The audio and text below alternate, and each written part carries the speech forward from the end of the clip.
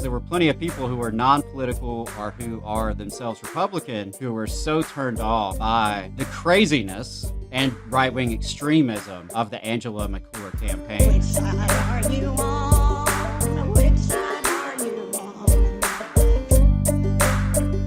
on? We had a school board race come to a conclusion last week. Adam, what were your what's your take? What's your take about the school board? Sure.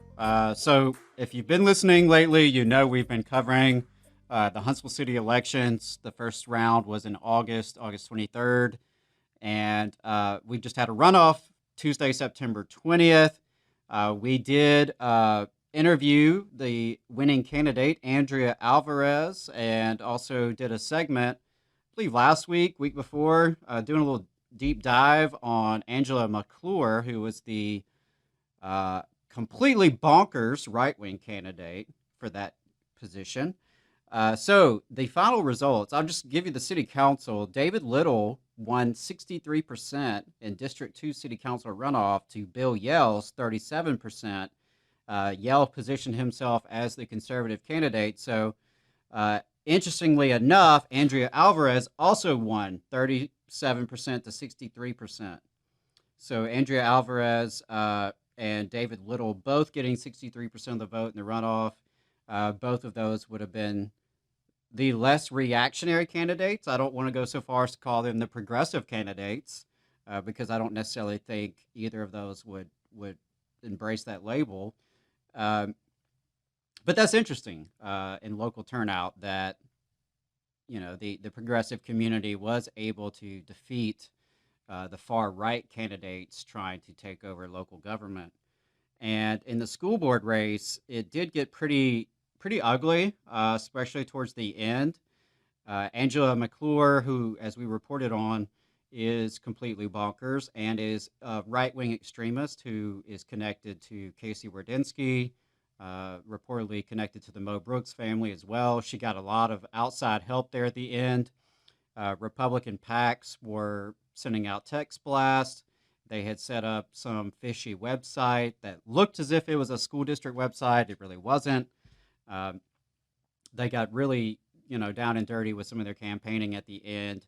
And the thing is, and I believe Andrea would agree with me here, that the rhetoric coming from the far right in this little school board race for Huntsville City Schools really helped win the seat for Andrea Alvarez.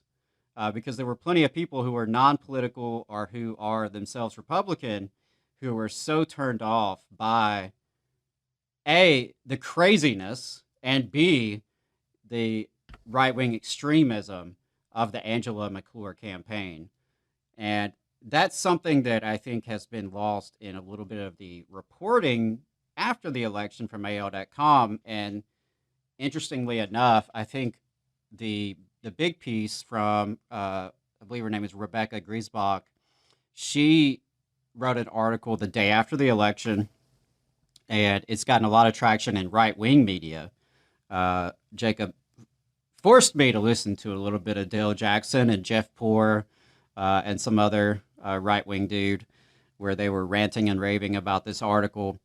And I actually have objections to the article, but from a very different point of view.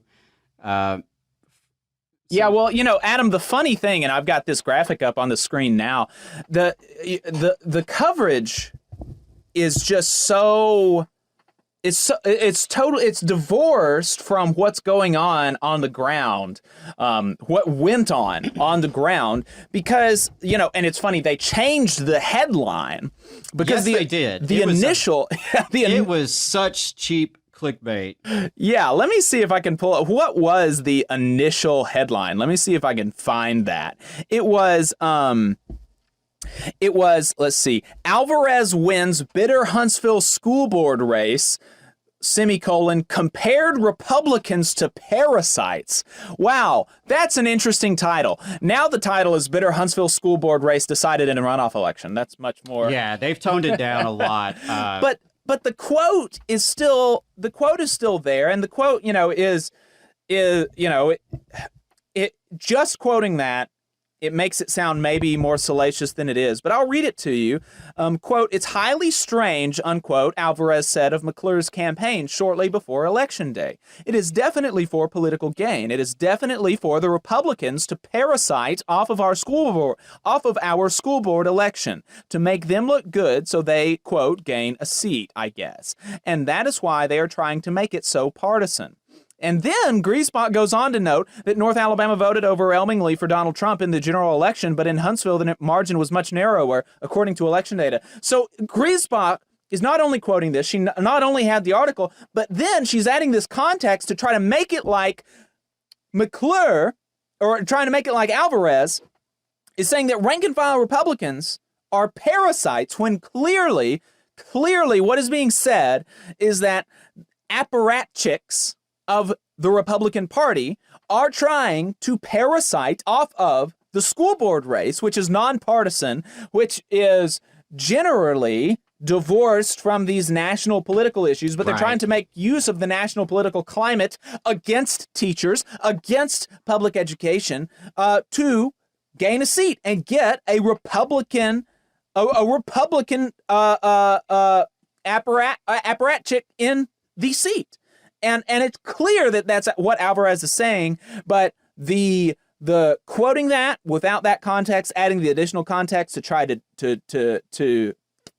put in that narrative about Alvarez and the initial headline, it's just absurd. And then, of course, you've got Dale going on that this is acting like that's the thing, acting like that is actually true. Right. It was a complete distortion of reality, what we heard on right-wing radio.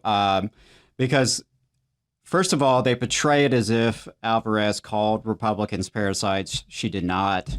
And they also pretended as if it was Alvarez and or the Democrats who they associate together falsely, as if it was they who politicized the school board race, and that is not true. And they also want to portray it as if Alvarez was like some sort of Manchurian candidate for the left, that she was hiding her true progressive credentials during the election. And AL.com was in the tank for her by waiting until Wednesday after the election to publish, her true thoughts, all of which is total BS. And it's, pretty sad that folks will listen to that and get a completely distorted picture of the Huntsville school board election. And it's frustrating as well that, AO.com frankly didn't do a lot better. It's better, but not complete. She missed the mark a little bit, I think. The clickbait headline was a big problem right off the bat. They've since changed that a little bit. But in the text of that article, what stood out to me is there's no mention that Angela McClure was one of three candidates, one of three right-wing extremists, a part of a slate that was running for every school board seat. There's no mention that she was backed by Casey Wardynski, the former superintendent of Huntsville City Schools, who's still a lightning rod for Huntsville City Schools discussions, who was a failed congressional candidate just a couple of months ago, the same election in which Angela McClure ran for state house and was trounced there as well.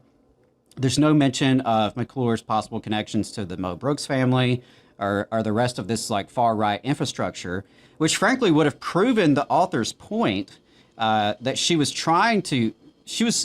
to me she was trying to make the point that it was the far-right flank of the Republican Party was politicizing these local school board elections. And she quotes a few academics to support that.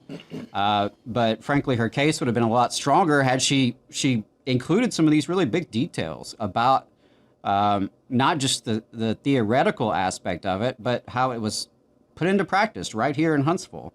And AL.com did a follow-up article that I've got on the screen now, where they quote city council person, right-wing city council person, Jenny Robinson, and then they also quote McClure saying that, quote, they brought politics. McClure, the right-wing weirdo, saying they brought politics into the schools. They brought wokeism into the schools, and we know it and we see it as parents.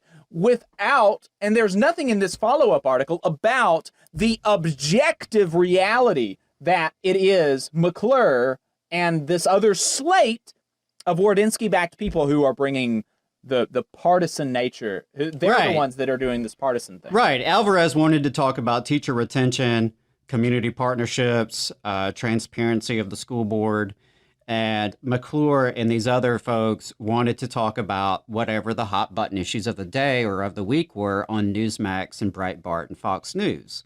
You know, they wanted to talk about pronouns. And I couldn't help but laugh when, Angela McClure proclaimed they were going to stop pronouns in Huntsville City Schools. The teacher in me couldn't help but laugh that obviously that's not going to help your English proficiency. Right. Coming next, adverbs. Watch out, children. But it was a lot of false equivalents in that AO.com article because I think it really undersells the extent to which McClure herself was a completely bonkers person who is not fit for public office. And if you listen to the segment I did a couple weeks ago, you would understand why. And believe me when I tell you, that was the sanitized for radio version. Yeah. There was a lot there that I could have said that I didn't say for fear of, getting too far ahead of myself. But anyone who paid any attention to that campaign could see that is not a person fit to be a substitute teacher, much less a school board candidate. You just saw a clip from the Valley Labor Report. We are live every Saturday morning from 9:30 a.m. till 12:30 p.m. And we pride ourselves on keeping all of our content free to everybody so that we can talk to as many working folks as possible. If you support the work that we're doing, you think that it's important, you think that it's good, then consider making a monthly contribution to the project, and you can do that on our website, tvlr.fm.